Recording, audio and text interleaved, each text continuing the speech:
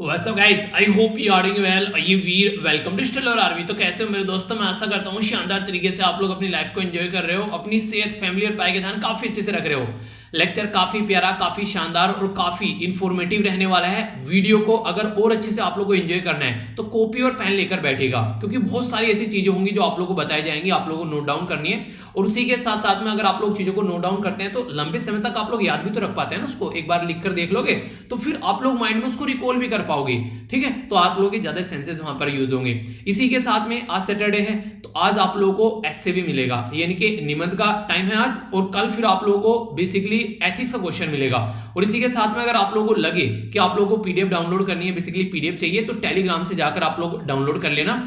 ये है Telegram study level वीर के नाम से। अगर आप लोग यहां पर जाएंगे, इंपॉर्टेंट बात यहां पर ये, मैंने यहां पर क्वेश्चन भी पोस्ट करना स्टार्ट कर रहा हूं। मुझे यहां पर क्वेश्चन भी मिलते रहेंगे बीच बीच में आप लोगों को। जैसे ही क्वेश्चन आप लोग अटेम्प्ट करेंगे ना, तो जैसे उसको आप लोगों ने अटेम्प्ट कर लिया तो फिर यहां पर जाएंगे तो आप लोगों को आंसर भी उसका देखने को मिल जाएगा। ये जो ब्लब होगा ना, इस पर जाकर क्लिक कर लेना आप लोग। ठीक है, सारी पीडीएफ मिल जाती है। और टेलीग्राम जो आंसर राइटिंग का है वहां पर मैं आप लोगों को क्वेश्चन पोस्ट कर दूंगा और इसी के साथ में निबंध भी पोस्ट करूंगा वहीं पर ही। और वहीं पर ही आप लोगों को बेसिकली जो आप लोगों की जो एथिक्स का जो पर्टिकुलर जो आप लोगों की जो केस स्टडी होगी वो भी आप लोगों को यहां पर मिल जाएगी।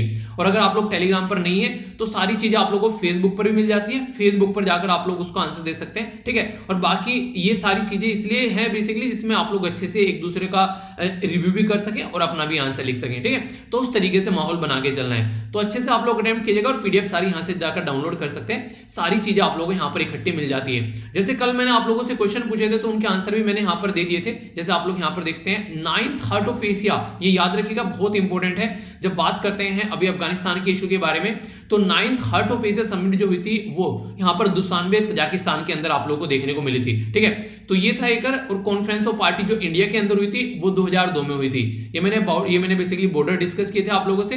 तो ये इंपॉर्टेंट है। हार्ट ऑफ एशिया जो है बेसिकली ये स्टार्ट की गई थी 2011 में इस्तांबुल तुर्की से। ठीक है, तो इसलिए यहां पर आप लोगों को देखने को मिलेगा। इसे इस्तांबुल प्रोसीजर के नाम से भी हम लोग जानते हैं। ठीक है, और फजलिका जो मैंने आप लोगों से डिस्कस किया था यहाँ पर तापी पाइपलाइन के बारे में, तो ये बेसिकली यहाँ पर फजलिका पंजाब में आप लोग को देखने को मिलेगा। ठीक है, इसको कैरिन भी बोलते हैं बेसिकली, इस सिटी इन पंजाब जहां से तापी पाइपलाइन, तापी किससे को कनेक्ट करी थी, इंपॉर्टेंट है, याद रखना। ये यहाँ पर बेसिकली, चलिए आप बताइए, फिर से आप लोगों का रिविजन हो जाएगा। ठीक है, क्योंकि बार बार आप लोगों को बता चुका हूं तो आप लोग लिखकर देख लेंगे तो आप लोगों का रिवीजन भी हो जाएगा। ठीक है, तो ये कुछ क्वेश्चन पूछे थे, कई सारे बच्चों के द्वारा बहुत अच्छे से आंसर दिया गया, तो काफी अच्छा लगा। तो आइए आगे बढ़ते हैं। इंपॉर्टेंट कोटेशन है यहाँ पर, ये कट किस खुशी में गई यहाँ पर, चलिए पढ़ के मैं आप लोगों को बता देता हूं। बात की जा रही है मास्टरिंग अदर्स इज स्ट्रेंथ और mastering yourself is truth power. यानी कि अगर आप लोग किसी और को समझते हैं, जैसे मान लीजिए आप लोगों ने किसी को फॉलो करना स्टार्ट कर दिया, तो आप लोग उसको एक तरीके से जानने की कोशिश करोगे कि इस इंसान के अंदर क्या क्या क्वालिटीज हैं। ठीक है, तो एक तरीके से अगर किसी के बारे में आप लोग जानते हो तो आप लोगों की भी ये स्ट्रेंथ बढ़ती है, क्योंकि आप लोग उसके बारे में जानते हो और आप लोग उससे कुछ सीख रहे हो और चीजों को लेकर आगे बढ़ रहे हो। और कल को चलकर अगर मान लीजिए आप लोग किसी के साथ में कॉम्पीट भी करना है, तो आप लोग को वो नहीं कहते कि समुद्र में कूदने से पहले या फिर एक तरीके से पानी में कूदने से पहले जान लेना चाहिए कि पानी कितना गहरा है, ताकि आप लोग तैर सको आराम से। ठीक है, तो इस तरीके से आप लोग अगर किसी को जानते हैं, समझते हैं, तो किसी काम को करना स्टार्ट किया, उसको जानने की अगर बात करें तो ये सारी चीजें होती है कि आप लोग को स्ट्रेंथ देती है। पर लेकिन अगर अपने आप को जानो तो ये रियलिटी में एक ट्रू पावर है। नॉर्मल इंसान जो है वो अपने आप के ऊपर ही टाइम नहीं बेसिकली देता है, ये सबसे बड़ी दिक्कत देखने को मिलती है। तो उसी के बारे में यहां पर बात की जा रही है। तो हमेशा अपने आप को टाइम दो, काफी कुछ आप लोग को अपने आप से जानने को मिलेगा। और बहुत सारी चीजें ऐसी हैं जो आप लोग खुद के बारे में नहीं जानते। कई बार ऐसे टाइम आएंगे, आप लोग ऐसे ऐसे काम करके निकल जाओगे, आप लोगों को ये लगेगा यार वाकई में ही मैंने ये काम किया है, तो आप लोग अंदर से अपने आप पे ऊपर भी आश्चर्यचकित होगे। तो ये चीजें आप लोग को देखने को मिलेगी। तो हमेशा अपने आप के साथ में टाइम जरूर इन्वेस्ट कीजिए। ठीक है, ये क्वेश्चन है यहाँ पर, काफी इंपॉर्टेंट क्वेश्चन है। बेसिकली पब्लिक अकाउंट कमेटी के बारे में बात कर रहा है। ठीक है, हालांकि ये क्वेश्चन दो जगह पूछा गया अलग अलग एग्जाम में, तो एक जगह मैंने और आप लोगों से डिस्कस किया था, एक और एग्जाम में क्वेश्चन पूछा गया। इसके बारे में देखिए, पब्लिक अकाउंट कमेटी बोला गया यहाँ पर, ये बनाई गई थी 1921 में। ठीक है, बोला गया चेयरमैन जो है पब्लिक अकाउंट कमेटी का, ये बेसिकली मेन अपोजिशन पार्टी से होता है। ठीक है, इसी के साथ में यहाँ पर जो चेयरमैन और जो मेंबर्स होते हैं उनका टाइम ड्यूरेशन 2 साल के लिए होता है। तो कौन सी स्टेटमेंट करेक्ट है ये बताना है। ए में बोला गया 1 और 3, बी में बोला गया यहाँ पर 1, 2 और 3, सी में बोला गया 1 2 और डी में बोला गया ओनली 2। तो सही आंसर इसका अटेम्प्ट कीजिए। वीडियो के एंड में मैं आप लोगों को इसका आंसर दूंगा। और आज मैं आप लोगों से, क्योंकि आर्टिकल इतने ज्यादा नहीं है क्योंकि आज सैटरडे है, तो वीडियो के एंड में मैं आप लोगों से जो बोला था ना कोऑपरेटिव सोसाइटी वाला बेसिकली आर्टिकल, तो ये भी मैं आप लोगों से डिटेल में डिस्कस करूंगा। बिल्कुल सारी चीजें आप लोगों को बताऊंगा। कोऑपरेटिव सोसाइटी से क्वेश्चन आप लोगों का बन सकता है, तो काफी अच्छे से हम लोग उसको भी अंडरस्टैंड करने वाले हैं। ठीक है, तो आइए पहले यहाँ पर एक नजर डालते हैं एडिटोरियल के ऊपर, कौन कौन से एडिटोरियल हम लोग कवर करने, और इसके बाद में फिर हम लोग कई सारी चीजें देखेंगे जो कि बेसिकली न्यूज एनालिसिस में आप लोगों को कई सारी बातें आप लोगों को जानने को मिलने वाली है। तो काफी, जैसे मैंने बोला ना कि इंटरेस्टिंग डिस्कशन रहने वाला, तो बेसिकली मतलब ये भी है कि आप लोगों को ना बेसिकली कॉपी पेन लेकर बैठना होता है, जिसके चलते बहुत सारी एक्स्ट्रा चीजें बताऊं तो आप लोग उनको नोट डाउन भी करते रहे। ये फर्स्ट आर्टिकल तो पंजाब में जो भी पॉलिटिक्स चल रही है, आप लोगों को पता है कि आज की डेट में पंजाब के अंदर में इलेक्शन होने वाले, तो उसके चलते काफी कुछ आप लोगों को यहाँ पर देखने को मिलेगा, तो उसी के बारे में है, तो ये हमारे लिए इंपॉर्टेंट नहीं होगा। ठीक है, ये वाला आर्टिकल काफी डिटेल में मैं डिस्कस करने वाला हूं। अभी केरला के अंदर जो लैंडस्लाइड देखने को मिल रहे हैं, तो उसके चलते हम लोग केरला के बारे में ओनली बात नहीं करेंगे, पूरे देश के अंदर जो जो चीजें चल रही है, क्योंकि आप लोगों से एक पर्टिकुलर एरिया के बारे में क्वेश्चन नहीं बनेगा, आप लोगों से पूरी कंट्री के बारे में क्वेश्चन बनेगा, क्या क्या दिक्कतें, क्या क्या बातें, तो सारा डिटेल में मैं आप लोगों से यहाँ पर डिस्कस करने वाला हूं। ठीक है, तो उसके बारे में हम लोग समझेंगे। इसी के साथ में जो नीचे वाला ये आर्टिकल है, ये कंट्री के अंदर एनर्जी के बारे में बात करें। ठीक है, हमारे देश में अगर एनर्जी जनरेशन के बारे में बात की जाए, तो इसके बारे में आप लोग को एक पूरा उन्हें कहते हैं होलिस्टिक आर्टिकल में डिस्कस करूंगा, ताकि आप लोगों से प्रीलिम्स इंटरव्यू मेंस में पूछा जाए तो आप लोग उसका अच्छे से आंसर दे सके। और सेम वे में मैं ये वाला आर्टिकल डिस्कस करने वाला हूं। ये साइड वाला आर्टिकल बेसिकली गेम से रिलेटेड है। वैसे तो आप लोग बोलते थे कि यूपीएससी में जो है वो गेम्स इंपॉर्टेंट नहीं है, पर अभी आप लोगों ने देखा कि यूपीएससी के अंदर भी आप लोगों को गेम इंपॉर्टेंट लगने लगे, क्योंकि उसने गेम्स के अंदर कई सारे क्वेश्चन पूछ डाले अब की बार प्रीलिम्स में। ठीक है, तो ज्यादा नहीं यहाँ पर अभी बात की जा रही है। अभी आप लोगों को देखने को मिला कि हमारी कंट्री में बेसिकली जो आईपीएल खत्म हुआ, ठीक है, तो यहाँ पर अभी आगे बात की जा रही है जो कि आईसीसी T20 जो वर्ल्ड कप स्टार्ट होने वाला है, तो उसके बारे में बात की जा रही है। तो एक तरीके से ये ऐसा आर्टिकल आप लोग बोल सकते हैं कि नहीं कि चीजें स्टार्ट होने से पहले एक डिस्कशन किया जा रहा है, वो सारी चीजें आप लोग देख सकते हैं। ठीक है, अभी यहाँ पर जो आप लोगों ने देखा आईपीएल जो इंडियन प्रीमियर जिसको लीग आप लोग बोलते हैं, वो कहां पर हुआ, वो यूएई में हुआ। आधा देश में हुआ, फिर लेकिन कोविड-19 के चलते आधा वो यूएई में कंडक्ट कराया गया। तो अगर बात करें यहाँ पर अभी यहाँ पर जो ये आईसीसी T20 वाला जो वर्ल्ड कप होने वाला है, ये भी अभी यूएई और ओमन में दो जगह आप लोगों को देखने को मिलेगा। ठीक है, तो उसी के चलते यहाँ पर ये न्यूज में है, तो आप लोगों को यहाँ देखने को मिलेगा यूएई यूनाइटेड अरब एमिरेट्स, और यहाँ हो गया ये ओमन। तो याद रखिएगा दोनों की लोकेशन थोड़ा सा आप लोगों को पता होना चाहिए कि कहां पर ये लोकेटेड है। ठीक है, और फाइनल जो होगा वो इसका होगा दुबई के अंदर में। इंटरेस्टिंग चीज है वो जो इंपॉर्टेंट याद रखने वाली, ये यहाँ पर जो T20 जो वर्ल्ड कप होता है, ये नॉर्मली आप लोगों को ये आप लोगों को नॉर्मली क्या होता है, देखिए ये एक टाइम ड्यूरेशन रहता है। ठीक है, जैसे कि सबसे पहले 2007 में हुआ, फिर 9 में हुआ, ठीक है, फिर 10 में, फिर इसी के पास में फिर 12 में हुआ, फिर 14 में, फिर 16 में। तो जो 2016 वाला आप लोगों को यहाँ पर ये देखने को मिला था, वो हुआ था हमारे देश के अंदर में। ठीक है, यानी कि हमारे देश के अंदर में बेसिकली कंडक्ट कराया गया था। और कोलकाता में आप लोगों ने इसको देखा, बेसिकली जो फाइनल मैच हुआ था, तो फाइनल मैच जो कोलकाता में हुआ उसमें किसके द्वारा जीता गया था, तो जीता गया था वेस्ट इंडीज के द्वारा, और हारा था यहाँ पर इंग्लैंड। ठीक है, तो लास्ट वाला हमारे देश में होता। तो ये कुछ बेसिक इंफॉर्मेशन है। अभी 2021 वाला ये यूएई और ओमन दो जगह होने वाला है, और फाइनल दुबई में होगा, और 2022 में होने वाला है यहाँ पर ये। ठीक है, क्योंकि 2020 में कंडक्ट नहीं कराया गया, अब 2022 में जो होने वाला है वो होगा ऑस्ट्रेलिया के अंदर में। तो इसके बारे में कुछ बेसिक इंफॉर्मेशन है जो कि यहाँ पर कुछ मेंशन किए गए हैं, तो हल्का सा आइडिया आप लोग रख सकते हैं। आज है सैटरडे को ग्राउंड जीरो आता है, तो यहाँ पर बांग्लादेश के बारे में चीजें मेंशन की जा रही है। आप लोगों को पता है बांग्लादेश में अभी क्या हुआ, दुर्गा पूजा के टाइम पर काफी ज्यादा झड़प देखने को मिली और काफी सारे वायलेंस देखने को मिले, तो उसी की कुछ लोकल चीजें यहाँ पर बताने की कोशिश की जा रही है। वैसे इंडिया और बांग्लादेश के बारे में जब आप लोग बात करते हैं तो काफी इंपॉर्टेंट कंट्री हो जाती है दोनों, खासकर काफी बड़ा बॉर्डर हम लोग बांग्लादेश के साथ में आज के डेट में शेयर करते हैं। तो अगर इंडिया अगर चाहते हैं हम लोग शांति बनी रहे बांग्लादेश के अंदर इंडिया के अंदर, तो यहाँ पर दोनों में अगर बात करें तो माइनॉरिटी को सेव करने की बात आ जाती है। ठीक है, हमारी कंट्री में जब सिक्योरिटी के बारे में बात करते हैं तो वो भी काफी इंपॉर्टेंट हो जाता है, क्योंकि हमारी कंट्री में बहुत बड़ा बॉर्डर है, सबसे बड़ा बॉर्डर टच करता है बांग्लादेश। ठीक है, तो इसके साथ में बात करें तो वेस्ट बंगाल हो गया, आसाम हो गया, जैसे मेघालय हो गया, त्रिपुरा हो गया, मिजोरम हो गया, ये सारे बॉर्डर भी टच करते हैं। और सुंदरबन डेल्टा जो है वो भी डिवाइड है इंडिया और बांग्लादेश के बीच में, जो कि एक ट्री यानी कि एक पेड़ होता है जिसको बोलते हैं सुंदरी ट्री, उसके नाम पर इसका नाम रखा गया बे ऑफ बंगाल में। तो इंडिया और बांग्लादेश के काफी अच्छे रिलेशन रहते हैं, तो कल्चरली हम लोग एक दूसरे के साथ में काफी कनेक्ट है, और होंगे भी क्यों नहीं भाई।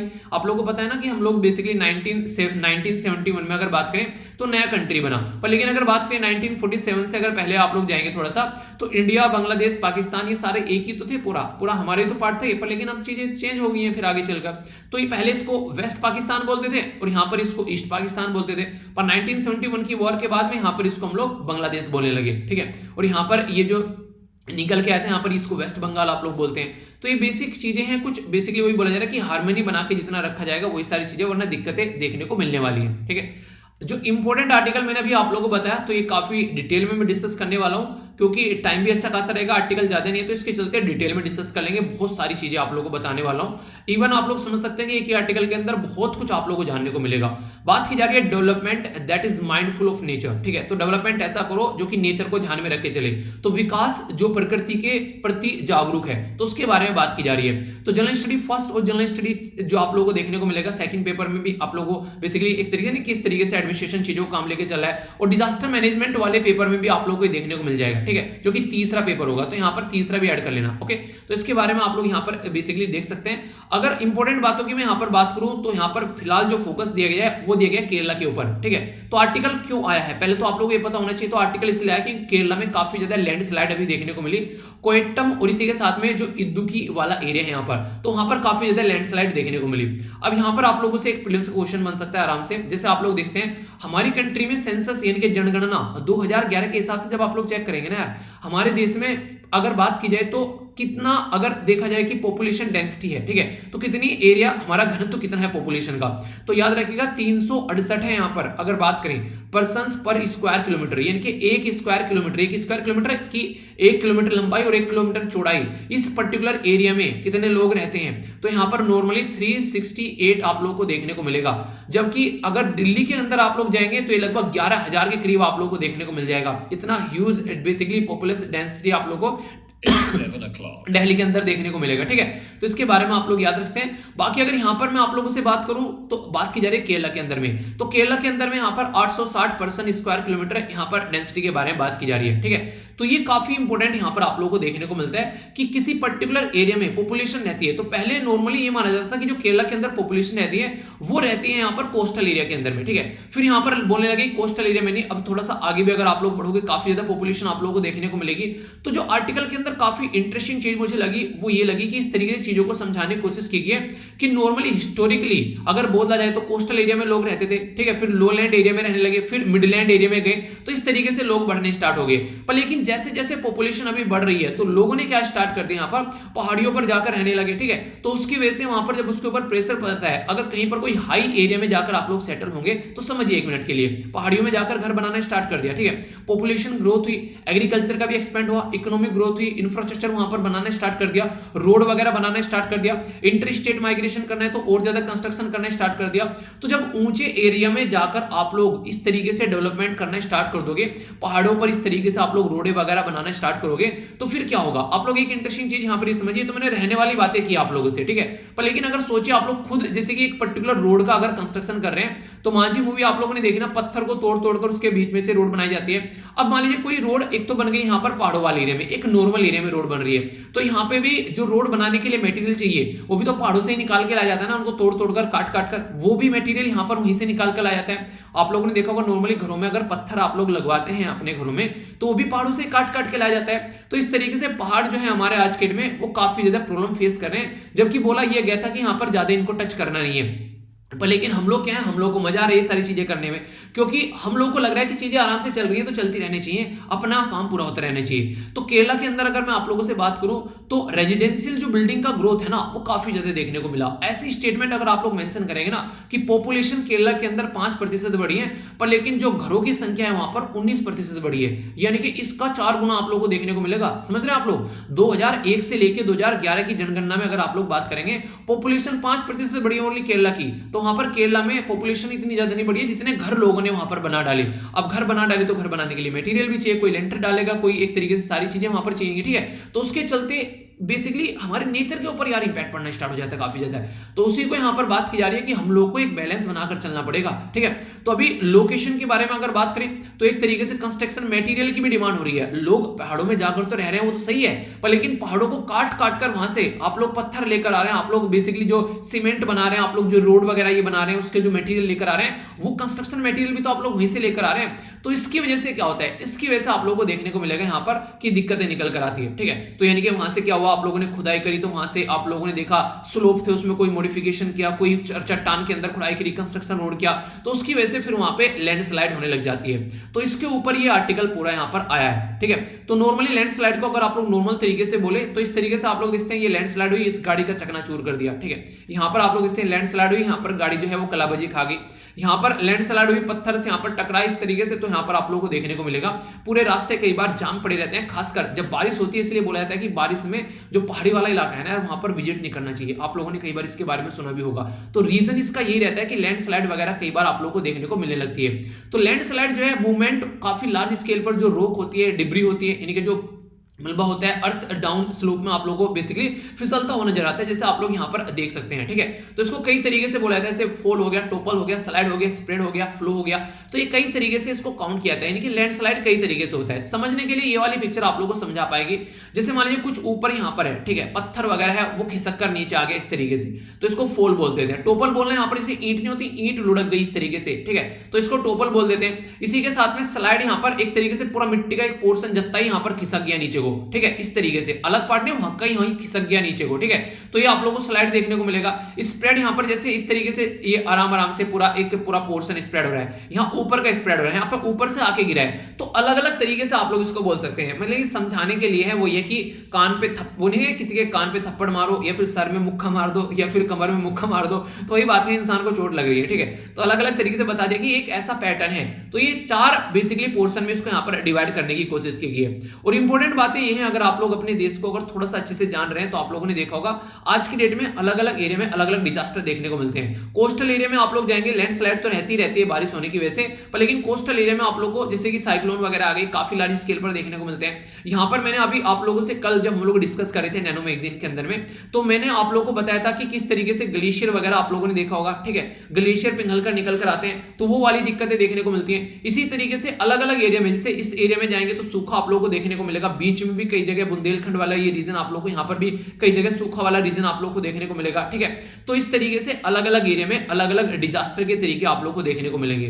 तो ये जो डिजास्टर है ये किस किस की वजह से होते हैं, तो इसमें नॉर्मली आप लोगों को यहाँ पर देखने को मिलेगा कि भूविज्ञान, आकृति विज्ञान और मानव एक तरीके से गतिविधियां, यानी कि जियोलॉजी, मॉर्फियोलॉजी और आप लोग को जो ह्यूमन एक्टिविटी है उसकी वजह से यहाँ पर ये चीजें देखने को मिल जाती हैं। तो ये आप लोग को ज्योग्राफी का स्टैटिक पोर्शन आप लोग को यहाँ पर देखने को मिलेगा। जियोलॉजी बेसिकली एक तरीके से कि किसी पर्टिकुलर एरिया का स्ट्रक्चर कैसा है, ठीक है, उसके बारे में जानना समझना, ठीक है, मतलब एक कैसा वहां पर एक तरीके से स्ट्रक्चर है उसका, कैसा वहां पर रोक है, क्या वीक है, वहां पर किस तरीके से चीज देखने को मिलती है। मॉर्फोलॉजी जो होता है यहाँ पर एक तरीके से रेफर करता है लैंड की स्ट्रक्चर के बारे में, ठीक है, तो ये कैरेक्टरिस्टिक के बारे में बात करते हैं, मटेरियल कैसा है, और यहाँ पर स्ट्रक्चर के बारे में बात करेंगे, ठीक है। नॉर्मली अगर बात की जाए, आप लोगों ने देखा होगा पेड़ पौधे जो होते हैं पहाड़ों पर, वो बेसिकली उसको बांध के रखते हैं। अगर हम लोग पेड़ पौधे काट देते हैं ना यार, कई बार तो वैसे ही फिसल हो जाती है वहां पर चीजें, मिट्टियां वगैरह होने लगता है। और ह्यूमन एक्टिविटी तो आप लोगों ने देख ही लिया। तो लैंडस्लाइड प्रोन एरिया कौन कौन से जहां पर लैंडस्लाइड होता है हमारे देश में, तो यहाँ पर मिट्टी का जो खिसकन होता है आप लोगों को हिमालयन रीजन में देखने को मिलेगा, इंडिया के वेस्टर्न घाट में, नीलगिरी जो तमिलनाडु वाला एरिया, कोंकण रीजन, ये सारा एरिया आप लोगों को देखने को मिलेगा।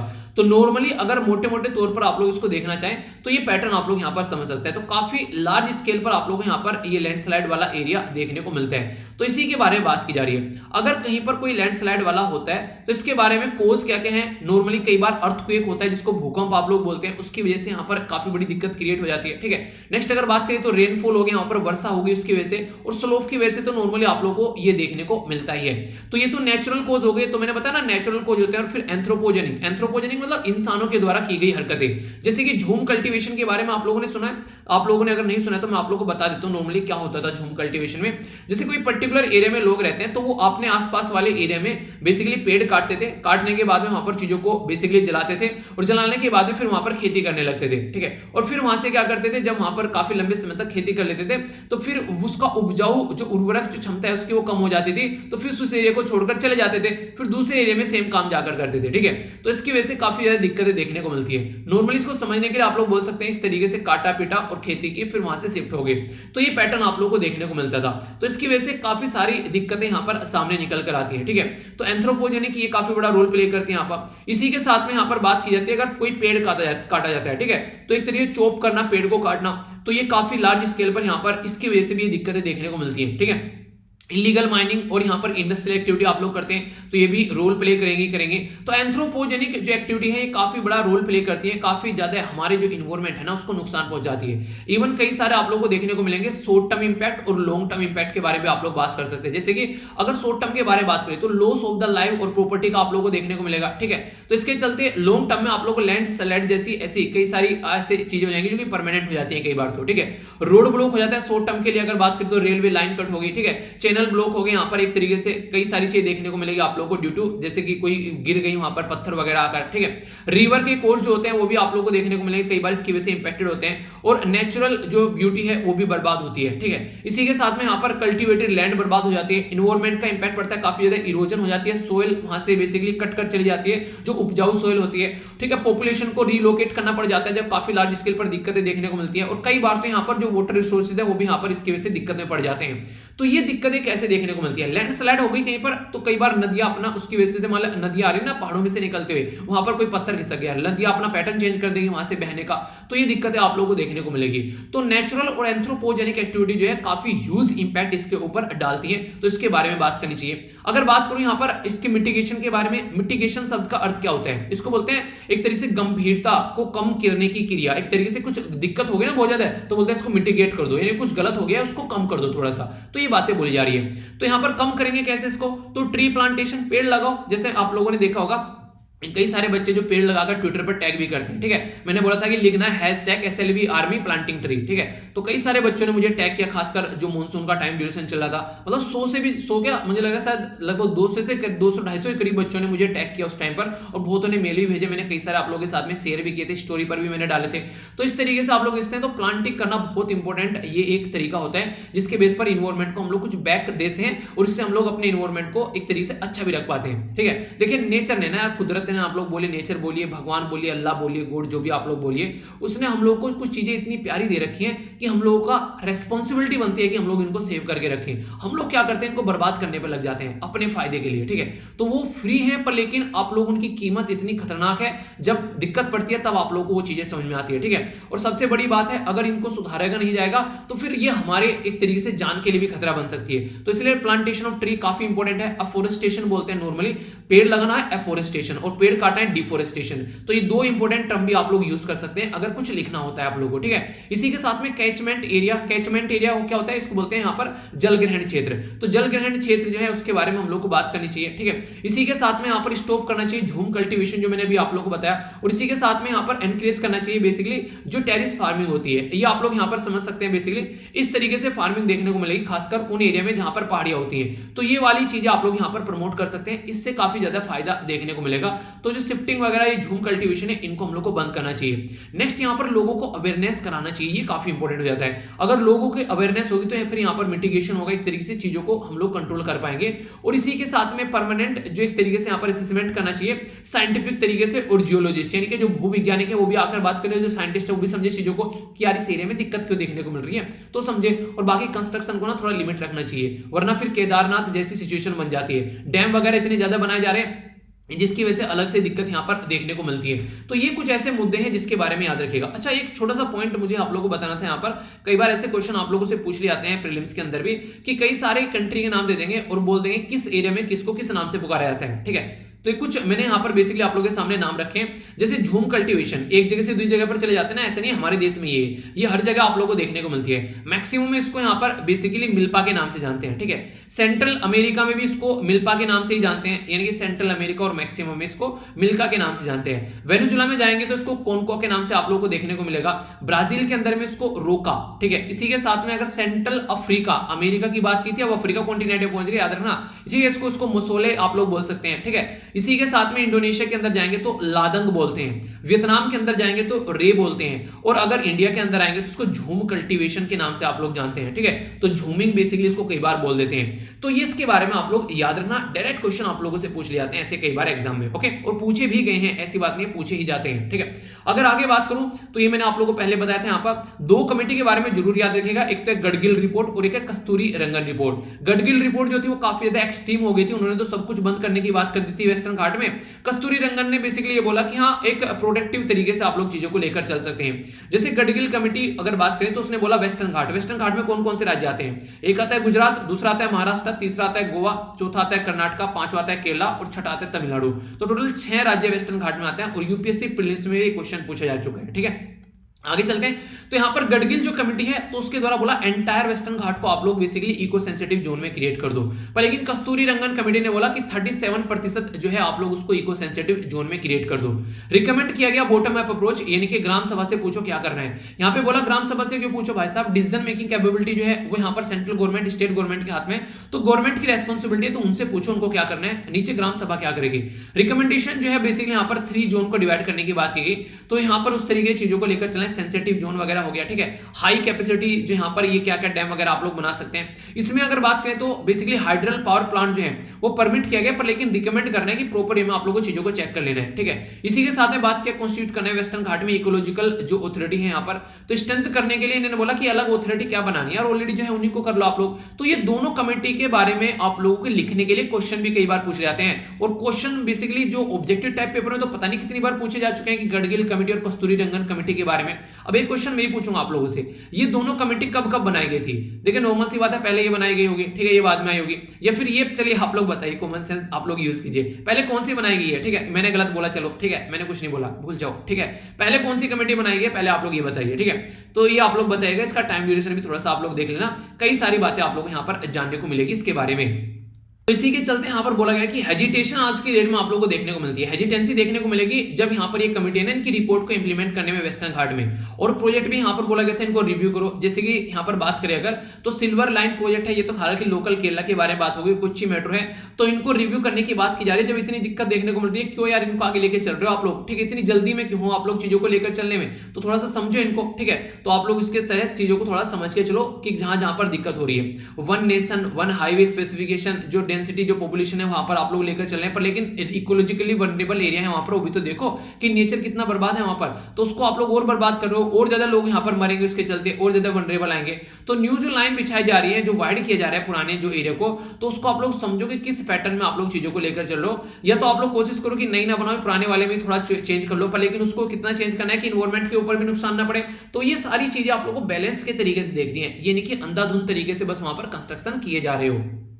इसके बारे में नेक्स्ट आर्टिकल के बारे में बात करते हैं, तो ये क्लीन एनर्जी के बारे में बात करें, तो ऐसे आर्टिकल रिसेंटली अभी आप लोग कई सारे देखने को मिलेंगे, तो इसके बारे में आप लोगों को याद रखना है। कई सारी बातें मैं आप लोगों को बताने वाला हूं जो कि इंपॉर्टेंट भी और एग्जाम में आप लोगों के डायरेक्ट क्वेश्चन भी बन सकते हैं। हालांकि इसका पूरा जो डिस्कशन था वो एक पर्टिकुलर पॉइंट पर ही फोकस था, पर मैं आप लोगों को एक मल्टी डायमेंशनल आर्टिकल आप लोगों से डिस्कस करने वाला हूं। सबसे पहले तो कॉन्स्टिट्यूशन एंगल देखो आप लोग, यहाँ पर जब संविधान के अंदर आप लोग जाएंगे 7वें शेड्यूल के अंदर में, तो 3 लिस्ट यहाँ पर रखी गई है। ठीक है, एक को बोलते हैं सेंट्रल लिस्ट, दूसरे को स्टेट, तीसरे को बोलते हैं कॉन्करेंट लिस्ट। जब इलेक्ट्रिसिटी की बात आप लोग करेंगे तो यहां पर कहां पर आएगा, हालांकि क्वेश्चन मैं आप लोगों को बता चुका हूं, अगर पूछो आप लोगों से बताइए, एक बार पॉज कर लीजिए वीडियो को और आंसर दीजिए, फिर देख लेना आगे। ठीक है, तो इलेक्ट्रिसिटी जो आता है वो कॉन्करेंट लिस्ट के अंदर में आता है, तो राज्य और जो सेंटर है वो दोनों मिलकर काम कर लेते हैं कॉन्करेंट लिस्ट के ऊपर। ठीक है, तो इसलिए यहाँ पर ये जरूरी है, यहाँ पर ये इंपॉर्टेंट एंगल भी आप लोग याद रखिएगा, जो कि कॉन्स्टिट्यूशन के बेस पर हम लोग यहाँ पर देख रहे हैं। और इसी के साथ में एक और पॉइंट आप लोग मेंशन कर सकते हैं, सस्टेनेबल डेवलपमेंट गोल के अंदर जब आप लोग जाएंगे तो टोटल 17 सस्टेनेबल डेवलपमेंट गोल है, तो यहाँ पर भी जब इलेक्ट्रिसिटी के बारे में बात करते हैं तो यहाँ पर अफोर्डेबल एंड क्लीन एनर्जी के बारे में बात की जाती है। तो 7वां सस्टेनेबल डेवलपमेंट गोल जो है ना वो बेसिकली इलेक्ट्रिसिटी के बारे में बात करते हैं, तो ये पॉइंट है आप लोग याद रखिएगा।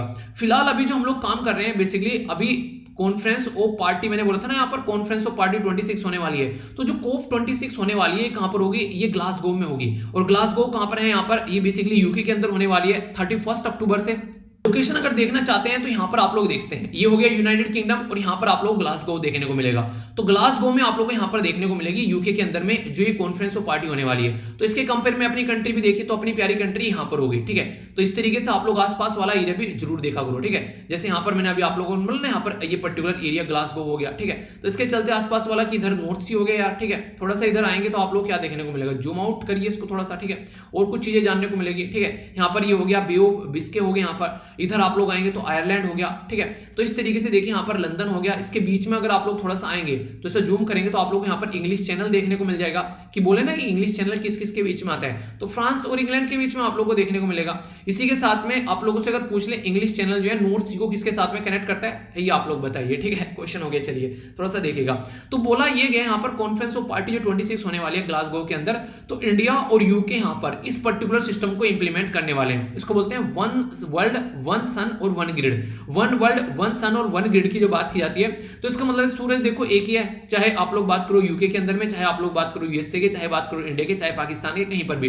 पर लेकिन ऐसा होता है एक टाइम पर मान लीजिए इंडिया के अंदर मान लीजिए दिन है, ठीक है, उस साइड में आप लोगों को बेसिकली रात देखने को मिलेगी, और यहाँ पर अगर रात होगी तो वहां पर आप लोगों को दिन देखने को मिलेगा।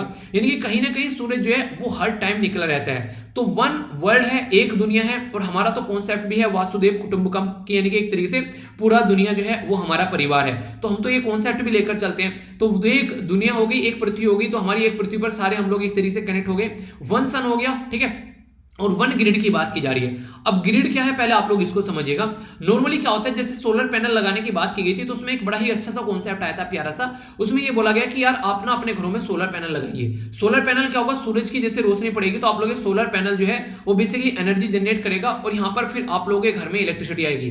तो आप लोगों के घर में इलेक्ट्रिसिटी जितनी आ गई वो तो आप लोगों ने यूज कर ली, बाकी अगर आप लोगों को लग रहा है ज्यादा आप लोगों ने बेसिकली बना ली तो आप लोग उसको ग्रिड पर ले जाकर बेच भी सकते हैं। तो इस तरीके से सोचिए, अगर हर एक घर जो है वो जितनी यूटिलाइज कर रहे हैं उसके ज्यादा वो बिजली बना रहा है तो वो बेच सकता है बेसिकली। तो आम के आम और गुठलियों के दाम वाली बात होगी।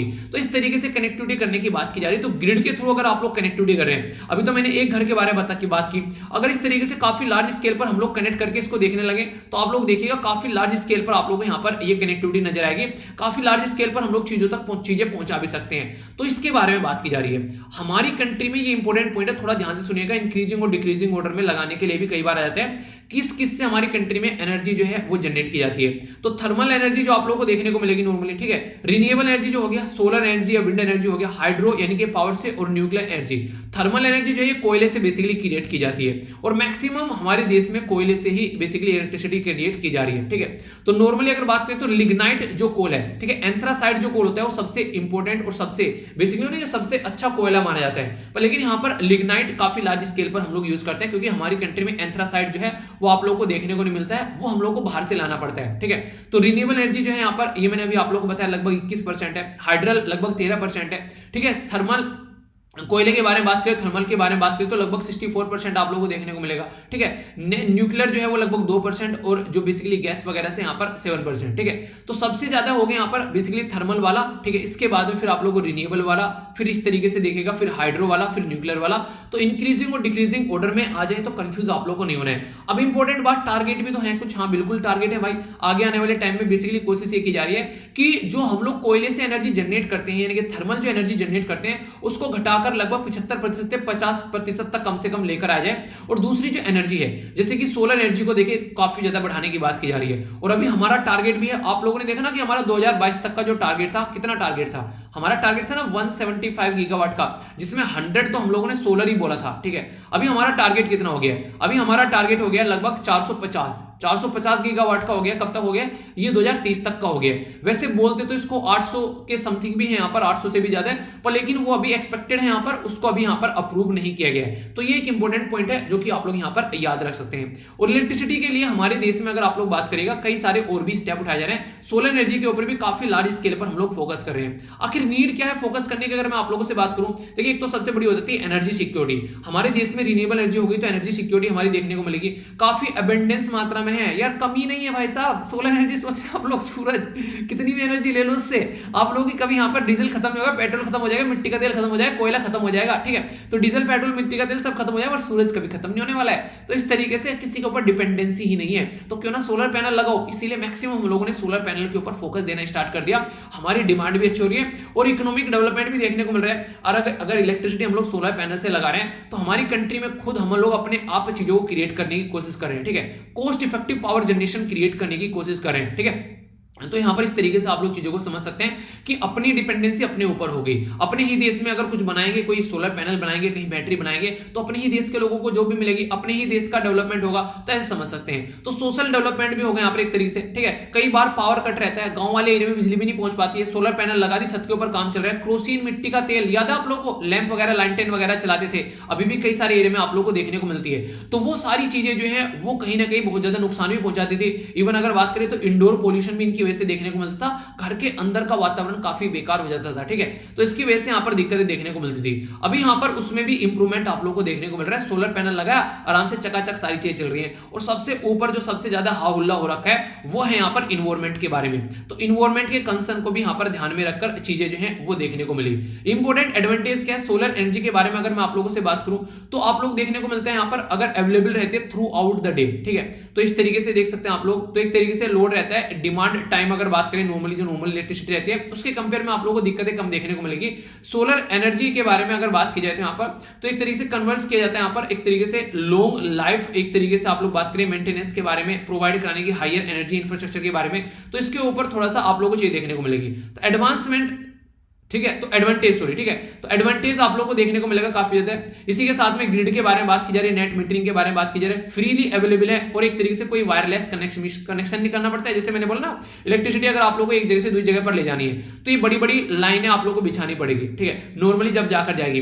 पर लेकिन सोचिए सोलर एनर्जी अगर आप लोग ले रहे हैं तो छतों के ऊपर पैनल लगा दिया, कहीं पर भी आप लोगों ने पैनल लगा दिया, आप लोगों को दिक्कत ही नहीं है, आराम से आप लोगों के सारे काम चलते रहेंगे। तो उस तरीके से आप लोग देखते हैं तो काफी ज्यादा फायदा इसका देखने को मिलता है। पर लेकिन कई बार कई सारे कुछ चैलेंज भी देखने को मिलते हैं, ठीक है। तो सारी मैक्सिमम चीजें हम लोग को इंपोर्ट करनी पड़ रही है। डोमेस्टिक हमारी रिक्वायरमेंट जो है वो हम लोग एक तरीके से उसको पूरा नहीं कर पा रहे हैं, और अगर पूरा भी कर पा रहे हैं तो फिर WTO की रिक्वायरमेंट के हिसाब से काम नहीं चला है, यानी कि वर्ल्ड ट्रेड ऑर्गेनाइजेशन के हिसाब से, ठीक है। तो इसके चलते यहाँ पर प्रायोरिटी देनी पड़ रही है डोमेस्टिक गोल को। तो WTO जो है फिर वो बोल रहा है कि आप लोग इतना ज्यादा छूट क्यों दे रहे हो, तो चीज आती है। कई बार डंप होने लगते हैं प्रोडक्ट, ठीक है, वो देखने को मिलेगा दूसरे देश के, लोकल मैन्युफैक्चर को दिक्कत होने लगती है, तो इसकी वजह से, ठीक है। तो इंडिया में मैन्युफैक्चरिंग जो हब है उसको एक तरीके से हम लोग इतने अभी स्ट्रॉन्ग नहीं है, अभी हम लोगों ने चीजें स्टार्ट की तो चाइनीज कंपनी जो है हरकतें करती है, फिर चाइना काफी स्ट्रॉन्ग मैन्युफैक्चर है यहाँ पर, लैंड अवेलेबिलिटी काफी दिक्कत हो जाती है कई बार, ठीक है। छतों पर तो चलो सही है, पर लेकिन अगर ज्यादातर आप लोग काम करना है तो आप लोगों को लैंड के ऊपर लगाना पड़ेगा। तो इसीलिए कई बार बोला जाता है कि कई सारे इनिशिएटिव गवर्नमेंट के द्वारा, अभी मैं आप लोग को बताऊंगा, अच्छे से आप लोग समझ पाएंगे उनको। इसी के साथ में जो इंडिया के अंदर बात करें तो सोलर वेस्ट की फिर बात करें तो एस्टिमेट बोला जा रहा है कि 1.8 मिलियन होने वाला है 2050 तक का सोलर वेस्ट, यानी कि प्लेट होंगी, खराब भी होंगी, तो उनको कैसे टैकल करना है। ये बिल्कुल ऐसे ही है, जब पॉलिथीन आनी स्टार्ट हुई थी ना यार, हम लोग बड़े खुश हुए थे कि बड़ी सस्ती सी एक चीज आ गई है, एक तरीके से उसको ना आप लोग यूज कर सकते हैं, फटेगी भी नहीं, लंबे समय तक चलेगी, और उस तरीके से हम लोगों ने कुछ बहुत बेहतरीन प्रोडक्ट बना लिया। खूब प्रचार किया गया उसका कि पेड़ की आप लोग ना थैले वगैरह यूज मत किया करो, कागज वगैरह यूज मत किया करो उसको रेपर करने के लिए, क्योंकि जो है वो पेड़ काट जाते हैं, तो मतलब उसके तरीके से होने लगी। आप लोगों ने देखने को मिलेगा, अगर पैटर्न आप लोग समझेंगे, इंडस्ट्री होती है सारी, एक पैटर्न में चलना स्टार्ट हो जाती है जहां पर उनको प्रॉफिट दिखता है। तो ये चीजें यहाँ पर आप लोगों के सामने रहती है। जैसे अभी क्या देखते हैं, आप लोगों ने देखा कि सरसों का तेल हो गया, घी हो गया, उसके खिलाफ दुष्प्रचार करते हुए नजर आते हैं, ठीक है। तो नॉर्मली आप लोगों को देखने को मिलेगा ये रिफाइंड वगैरह उनको बेचना है मार्केट में, तो वो वाले प्रोडक्ट का दुष्प्रचार करने लगते हैं, जो कि बेसिकली यहां पर उनको एक तरीके से प्रॉब्लम क्रिएट कर रहा है, ठीक है। तो ये चीजें देखने को मिलेगी। गवर्नमेंट के इनिशिएटिव में डायरेक्ट क्वेश्चन पूछा जा सकता है। सबसे पहले तो ये सारे जो सोलर एनर्जी के बारे में बात करते हैं तो ministry of renewable and new energy आप लोग को देखने को मिलेगी जो काम करती है। यहाँ पर नेशनल सोलर मिशन जो है यहाँ पर एक काफी मेजर इनिशिएटिव है, इंपॉर्टेंट है, सेंट्रल स्टेट दोनों मिलकर काम कर रहे हैं बेसिकली एनर्जी सिक्योरिटी के लिए। एक यहाँ पर IREDA, इसको बोलते हैं Indian renewable energy development authority.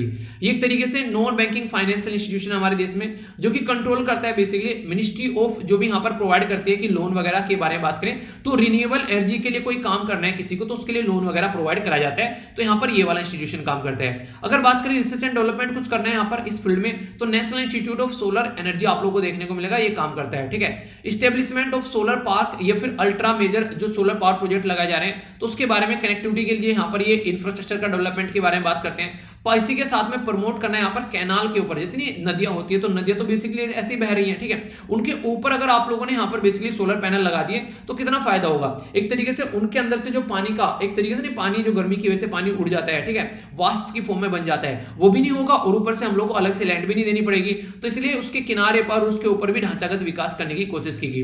Next यहाँ पर बात की यहाँ पर सोलर अगर जो यहाँ पर एक तरीके से ट्रांसग्रेशन जो ऑफ इंडिया के बारे में अगर बात करें तो सस्टेनेबल रूफ के बारे में बात की गई यहाँ पर, ठीक है। तो एक तरीके से आप लोग बोल सकते हैं कि ये किया गया कि हम लोग छतों के ऊपर सोलर पैनल आप लोग लगा सकते हैं। इसको नॉर्मली ट्रांसफिगरेशन बोलेंगे, यानी कि एक तरीके से रूपांतरण करना, ठीक है, रूप परिवर्तित करना। तो ये आप लोग को देखने को मिलेगा सोलर जो छतों के ऊपर प्रमोट करने की बात की जा रही है, ठीक है। सूर्य मित्रा प्रोग्राम चला जा रहा है यहाँ पर, बेसिकली एक तरीके से प्रिपेयर करना क्वालिफाइड वर्कर को इसी फील्ड में, ठीक है। रिन्यूएबल परचेज ऑब्लिगेशन लगा दिया गया है, जो कंज्यूमर है उसके ऊपर भी और जो कंपनी है उसके ऊपर भी, ठीक है। नेशनल ग्रीन जो एनर्जी प्रोग्राम चलाए जा रहे हैं, एनर्जी सेक्टर के लिए कॉरिडोर बनाए जा रहे हैं इस पर्टिकुलर फील्ड को सपोर्ट करने के लिए। तो बहुत कुछ ऐसे काम है जो हमारे देश में आज के डेट में किए जा रहे हैं, ठीक है। और वैसे आप लोगों ने देखा होगा इलेक्ट्रिसिटी के लिए भी गवर्नमेंट कई सारी चीजें चला रही है, जैसे प्रधानमंत्री सौभाग्य बिजली हर घर योजना। तो याद रखिएगा, डायरेक्ट स्कीम के बारे में आप लोगों से क्वेश्चन पूछ जाते हैं प्रीलिम्स के अंदर में, ठीक है। तो ये रूरल और अर्बन दोनों एरिया के लिए काम करती है। दीनदयाल उपाध्याय ग्राम ज्योति योजना, तो यहाँ पर बेसिकली बात करते हैं कि सेपरेट जो आप लोग करो एग्रीकल्चर और नॉन एग्रीकल्चर जो फेडर होते हैं, ठीक है। डिस्ट्रीब्यूशन इंफ्रास्ट्रक्चर आप लोग का ढंग का होना चाहिए। इसी के साथ में GARV, इसको बोलते हैं ग्रामीण विद्युतीकरण ऐप, ये चेक करेगा किसने यहाँ पर चीजों को इंप्लीमेंट किया है और किस तरीके चीज चल रही है, उसको प्रोग्रेस चेक करेगा। उज्ज्वला डिस्कॉम एश्योरेंस, ये पूछा गया था ईपीएफओ के अंदर में, आप लोगों से क्वेश्चन भी शायद उज्ज्वला के बारे में था आई थिंक, ठीक है। 4E करते हैं कि इलेक्ट्रिसिटी होनी चाहिए सबके लिए, इफिशिएंसी होनी चाहिए, इन्वायरमेंट के ऊपर ध्यान देना है और ईज ऑफ डूइंग बिजनेस के ऊपर भी आप लोगों को ध्यान देकर चलना है। पर बोलिए ध्यान रखिएगा कोई कंफ्यूजन नहीं होना चाहिए, ठीक है। सबसे पहले यहाँ पर जो एक न्यूज यहाँ पर आई है बेसिकली हमारी कंट्री के अंदर, अभी ये टारगेट लगाने की बात की जा रही है कि कॉन्फ्रेंस ऑफ पार्टी जो होने वाली है यहाँ पर यूके के अंदर में, तो नेट जीरो एमिशन की बात की जा रही है। सबसे पहले तो नेट जीरो अगर आप लोग कोई शब्द दे देना तो आप लोग कंफ्यूज नहीं होना है। नेट जीरो का मतलब यहाँ पर ये बोला गया है कि जितना आप लोग बेसिकली पेड़ काट रहे हो उतने ही पेड़ आप लोग को लगाने हैं। इसका मतलब ये नहीं कि पेड़ आप लोग काटने नहीं है, काटने हैं पर लेकिन लगाने भी इतने। तो नेट जीरो का मतलब है कि आप लोग को बैलेंस बनाना है, जितनी कार्बन डाइऑक्साइड आप लोग निकाल रहे हो उतनी ही कंज्यूम करनी है। इंडिया ने बोला कि देखो यार हम लोग ये नहीं बोलते कि हम लोग नेट जीरो पर नहीं जाएंगे, पर लेकिन पहले आप लोग भी तो फॉलो करो ना। आप लोगों ने बोला था 100 बिलियन हम लोग यहाँ पर डेवलपिंग कंट्री को प्रोवाइड कराएंगे ढांचागत विकास करने के लिए, टेक्नोलॉजी ट्रांसफर के लिए, पर लेकिन आप लोग अपनी बात से मुकर गए। तो अभी आप लोग हमारे ऊपर तो प्रेशर बना रहे हो कि तुम यहाँ पर ये काम कर लो, पर लेकिन अपने बारे में तो आप लोग देखो।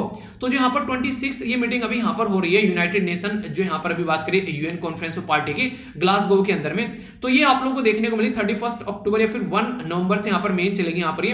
तो नेट जीरो के बारे में बात की जा रही है। अब तक कई सारी कंट्री है यहाँ पर जो कि नेट जीरो के बारे में बात कर चुकी है, ठीक है।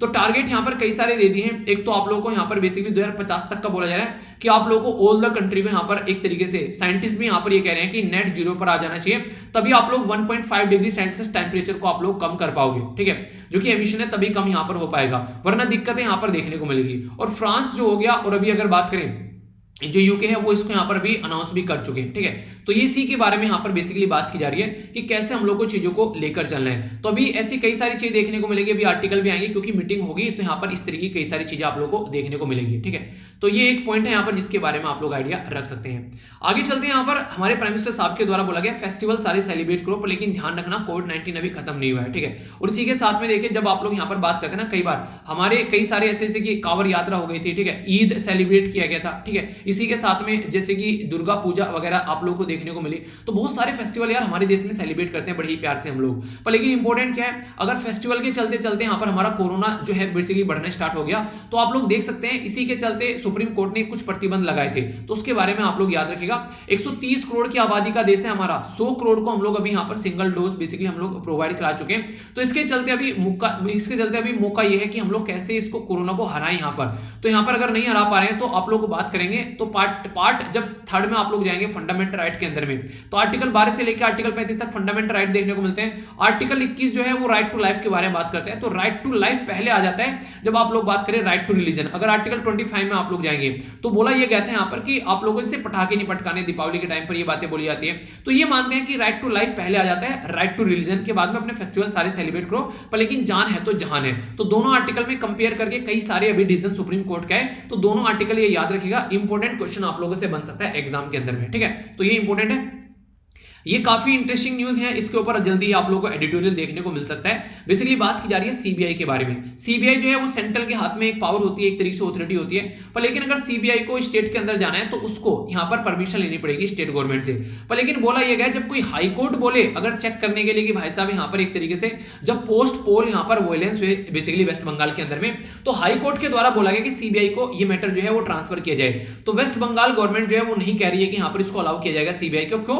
क्योंकि कई सारी जो स्टेट की जो पुलिस है, क्योंकि आप लोगों को पता है कि जब आप लोग संविधान के 7वें शेड्यूल में जाएंगे तो 3 लिस्ट में थे, central list, state list, concurrent list में से यहाँ पर स्टेट लिस्ट के अंदर आता है लॉ एंड ऑर्डर को मेंटेन रखने वाली बात। तो अगर कल को चलकर सीबीआई चेक करे तो इसका मतलब ये होगा कि स्टेट पुलिस को चेक करेगी सीबीआई, तो उसके चलते यहाँ पर दिक्कतें देखने को मिल रही है। तो यहाँ पर इसी के चलते एक आर्टिकल भी है यहाँ पर, आर्टिकल 131, ठीक है। तो यहाँ पर ये बोला गया वेस्ट बंगाल गवर्नमेंट के द्वारा कि अगेंस्ट है जो यूनियन ऑफ इंडिया, अगर under article 113 of the constitution के हिसाब से आप लोग बात करते हैं। देखिए ये माना था कि फेडरल स्ट्रक्चर है संविधान के अंदर में, तो बेसिकली उसको आप लोग फॉलो करके चलिए। तो जो सीबीआई की जो जुडिक्शन है उसको बेसिकली बहुत बात की जाती है कि स्टेट के अंदर वो स्टेट की परमिशन से जाए, तो ये बात यहां पर करने की कोशिश इनके द्वारा की जा रही है। पर लेकिन अगर हाई कोर्ट बेसिकली उसको बोले कि केस की चेक आप लोग करना है, इस आर्टिकल में साफ साफ यहां पर ये लिखा है, अगर आप लोग जाकर इसको पढ़ेंगे कि दोनों गवर्नमेंट जो फोरम है यहां पर एक तरीके से फाइट कर रही है, तो लीगल इश्यूज वहां पर होने चाहिए, ना कि नो की पॉलिटिकल इशू के बारे में वो झड़प रही है। तो एक संविधान के हिसाब से बात करें तो एक संघवाद का ढांचा आप लोगों को लेकर चलना चाहिए। तो इसके बारे में देखेंगे क्या क्या दिक्कतें यहां पर सामने निकल कर आती है। तो इसके बारे में बेसिक इन्फॉर्मेशन है, तो कोई कंफ्यूजन आप लोगों को इसके बारे में नहीं होना चाहिए। कई बार क्वेश्चन भी आप लोगों से इसके बारे में पूछ लिए जाते हैं, ठीक है। अभी यहां पर जो नेक्स्ट आर्टिकल आप लोगों के सामने आ रहा है, इसके बारे में कुछ मैं आप लोगों से बात करने वाला हूं। कई सारी बातें आप लोगों को यहां पर जानने को मिलेगी। एक पर्टिकुलर एक्ट है जिसको बोलते हैं पब्लिक सेफ्टी एक्ट, ठीक है। तो पब्लिक सेफ्टी एक्ट जो है ये आप लोगों को देखने को मिलेगा किसके अंदर में, ये आप लोगों को देखने को मिलेगा बेसिकली जम्मू एंड कश्मीर के अंदर में। तो यहां पर पब्लिक सेफ्टी एक्ट जो था, यहां पर ये जब ये लाया गया था, ठीक है, ये एक्ट लाया गया था, बेसिकली इसको बोलते हैं Jammu and Kashmir public safety act. तो 1978 में इसको लाया गया था। तो किसी भी पर्सन को यहां पर गिरफ्तार किया जा सकता है इस पर्टिकुलर एक्ट के थ्रू, ठीक है। तो अभी बोला गया कि लगभग 700 के करीब लोग जो है वो डिटेन कर लिए गए। अमित शाह जी विजिट करने वाले हैं, तो पब्लिक सेफ्टी एक्ट के थ्रू यहां पर बेसिकली लोगों को गिरफ्तार कर लिया गया है। तो ये बातें यहां पर देखने को मिल रही है। तो जो इन्फोर्समेंट होता है यहां पर इसका, ये बेसिकली जो डिविजनल कमिश्नर होता है या फिर डिस्ट्रिक्ट मजिस्ट्रेट होता है, उसको पावर रहती है कि आप लोग गिरफ्तार कर सकते हैं। और अगर गिरफ्तार कर लिया तो आप लोग कोर्ट में जा सकते हैं, कोर्ट में जाकर बोल सकते हैं गिरफ्तार कर लिया। और दृश्यम मूवी अगर आप लोगों ने देखी होगी, दृश्यम मूवी में जब अजय देवगन जो है रहता है, वो नहीं उसमें रेस्टोरेंट में बैठा रहता है, तो वहां पर एक बुजुर्ग आते हैं कि हमारे बेटे को पकड़ के ले गया, ठीक है, जो भी नाम रहता है तलपड़े रहता है, शायद उसका नाम इंस्पेक्टर का याद नहीं आ रहा मुझे सही से, ठीक है, ऐसा ही रहता है। तो वो पकड़ के ले गया, तो उन्होंने बोला कि संविधान के अंदर हैबियस कॉर्पस है, ठीक है, कि आपके बच्चे को पकड़ ही नहीं सकते, मतलब एक तरीके से बिना इसे, तो उनको प्रस्तुत करना पड़ेगा। तो हैबियस कॉर्पस का मतलब होता है टू हैव द बॉडी, ठीक है। तो इस तरीके से to have the body of, तो इसका मतलब ये होता है, तो एक तरीके से लिबर्टी है इंडिविजुअल की, थोड़ा ना कोई भी आकर कुछ भी बोलकर किसी को भी गिरफ्तार करके चला जाएगा। तो इसके चलते अनलॉफुल डिटेंशन को रोकने का काम करता है यहां पर ये। तो उसके थ्रू आप लोग कोर्ट में जा सकते हैं। तो सुप्रीम कोर्ट और हाई कोर्ट को सुनना पड़ेगा आप लोगों का, वो बेसिकली जो उसके ऊपर उसको क्वेश्चन कर सकता है। पर लेकिन इसको ये नहीं रोकता यहां पर पीएसए कि फिर से आप लोग उसको बेसिकली इंप्लीमेंट करते हैं, मतलब कोई छुटकारा है फिर से लगा दिया पीएसए। तो ऐसा है यहां पर बेसिकली पावर थोड़ी ज्यादा दे रखी है एडमिनिस्ट्रेशन के हाथ में। तो उसके चलते बात की जाती है। तो आर्टिकल 370 हटाने के बाद में अभी यहां पर जो विजिट हो रही है नॉर्मल करने के लिए चीजों को, तो कई सारी बातें देखने को मिल रही है, ठीक है। तो उसके चलते यहां पर ये न्यूज में कंफ्यूजन नहीं होना चाहिए। ओके, आगे चलते हैं। नेक्स्ट यहां पर जो न्यूज आ रही है ओटीटी प्लेटफॉर्म को बेसिकली बात की जा रही है, ठीक है। तो ओवर द टॉप बोलते हैं ओटीटी प्लेटफॉर्म, जैसे नेटफ्लिक्स, अमेजन प्राइम, ये सारे जो होंगे ये ओटीटी प्लेटफॉर्म की कैटेगरी में आते हैं। और बोला गया कि पार्टिसिपेट करेंगे इंटरनेशनल जो फिल्म फेस्टिवल ऑफ इंडिया है उसके अंदर में। नॉर्मली अगर बात करें तो इसकी लोकेशन फिक्स कर रखी है हमारे देश में, ये गोवा में ही आप लोग को देखने को मिलेगा, यानी कि हर बार गोवा में होता है। 1952 से इसको स्टार्ट किया गया था और 24 जनवरी से बेसिकली इसको स्टार्ट किया गया था। इसके अंदर अवार्ड भी डिस्ट्रीब्यूट किए जाते हैं, जैसे कि गोल्डन पीकॉक हो गया, तो बेस्ट फिल्म के लिए यहां पर गोल्डन पीकॉक का अवार्ड यहां पर दिया जाता है, ठीक है। इसी के साथ में लाइफ टाइम अचीवमेंट जो यहां पर बेसिकली आप लोगों को देखने को मिलेगा, ठीक है। सिल्वर पीकॉक देखने को मिलता है, best director, best actor male and female, तो ये कई सारे यहां पर बेसिकली क्रिएट किए जाते हैं। होस्ट किया जाता है गोवा की जो गवर्नमेंट के द्वारा। और नॉर्मली किसके अंदर आता है यहां पर इस तरीके का ये फेस्टिवल, तो ये आता है ministry of information and broadcasting के अंदर। तो मिनिस्ट्री ऑफ कल्चर के अंडर में आता है, तो उसके अंदर डायरेक्टरेट ऑफ फिल्म फेस्टिवल है जो कि यहां पर इसको सेलिब्रेट करता है। तो इसके अंदर बोला गया 20 से लेकर 28 तक यहां पर गोवा के अंदर चलने वाला है। तो पहले तो लोकेशन आप लोग याद रखिएगा, ठीक है। ओटीटी भी यहां पर पार्टिसिपेट करेंगे, तो ये एक इंपॉर्टेंट बात यहां पर बोली गई है जो ministry of information and broadcasting के द्वारा। अमेरिकन फिल्म मेकर है मार्टिन स्कोरर, तो यहां पर एंड हंगेरियन जो डायरेक्टर यहां पर जिनका नाम है स्टेवा सजबो, ठीक है। तो यहां पर ये बेसिकली देखने को मिला, कंफर्म किया गया इनको सत्यजीत रे लाइफ टाइम अचीवमेंट अवार्ड इनको यहां पर दिए जाएंगे। तो एक तो ये इंपॉर्टेंट पॉइंट यहां पर देखने को मिल रहा है। बाकी टोटल 22 के करीब इंटरनेशनल गेस्ट आप लोग यहां पर देखने को मिलेंगे। इनॉग्रेशन में यहां पर आएगी यहां पर स्पेनिश फिल्म है the king of all the world, ठीक है। तो ये फिल्म यहाँ पर आप लोगों को देखने को मिलेगी, ठीक है। तो ये फिल्म यहाँ पर बेसिकली एक तरीके से जो यानी कहते हैं कि इनोग्रेटेड होगा जब यहाँ पर स्टार्ट की जाएगी, तो इसके बारे में बेसिकली मेंशन किया गया है। और भी कई सारी चीजें देखने को मिलेगी। तो ओटीटी को जो लाया गया, ये अच्छी बात ये लग रही है कि जो रीजनल प्लेयर होते हैं वो भी यहाँ पर अब अपने आप को प्रेजेंस यहाँ पर कर पाएंगे, ये अच्छी बात है, ठीक है। आगे चलते ही एक छोटी सी यहाँ पर न्यूज निकल कर आ रही है, अभी हमारी कंट्री में बेसिकली बहुत सारे पाकिस्तानी जो हैं वो आके रह रहे हैं। तो उसी के चलते बात की जा रही है कि उनको बेसिकली यहाँ से हटाना पड़ेगा, क्योंकि डिफेंस की लैंड पर आज के डेट में बहुत सारे लोग रह रहे हैं। तो उसी के चलते जब पहुंचे यहाँ पर, तो बोला गया कि एक तो काफी लंबे समय से रह रहे हैं, लगभग 200 के करीब परिवार है। तो यहाँ पर रहने खाने के लिए इनको जगह नहीं मिल पाती और काफी सारी दिक्कतें देखने को मिलती है। सिटीजनशिप भी इनको नहीं मिल पाई है। इवन जिनके पास में पैसा है उन्होंने तो सोलर पैनल लगा लिए अपने घरों में, पर लेकिन ये आज के डेट में ऐसे ही पड़े हुए हैं। तो ये सिटीजनशिप की यहाँ पर मांग कर रहे हैं, तो उसके चलते यहाँ पर दिक्कतें देखने को मिल रही है। तो उसकी वजह से ये इश्यू अभी सामने यहाँ पर निकल कर आया, ठीक है। तो इसके बारे में याद रखिएगा। आगे बात करें यहाँ पर अमूर फॉल्कन, ये बेसिकली बोला जा रहा है कि अमूर फॉल्कन जो है ये मणिपुर फॉर एनुअल माइग्रेशन, तो माइग्रेट होकर नॉर्मली ये आता है यहाँ पर अमूर फॉल्कन, ठीक है।